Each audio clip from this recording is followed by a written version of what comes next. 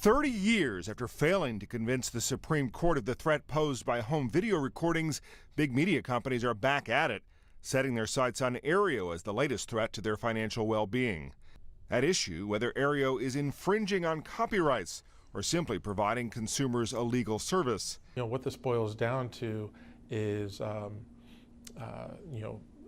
difference between a public performance and a private use of a broadcast signal.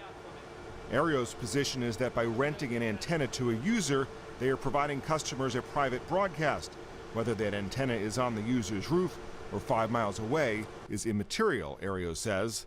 Debate now seems to be how far the equipment can be from you, and we think, given the importance of how all of these technologies are moving towards the cloud, it's a foregone conclusion that these things, this approach should be absolutely legal and correct and legitimate.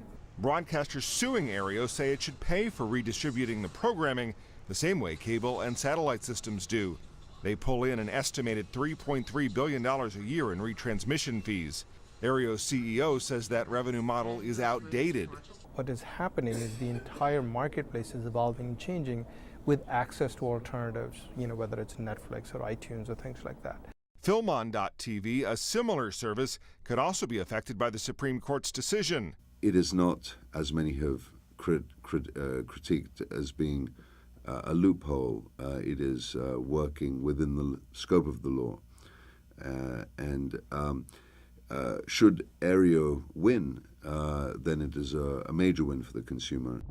The court's ruling could also have a huge impact on other forms of communication, especially in the rapidly evolving world of cloud computing, where analysts say many existing platforms do essentially the same thing as AEREO, giving users access to a vast network that often consists of copyrighted information. Matt Friedman, Associated Press.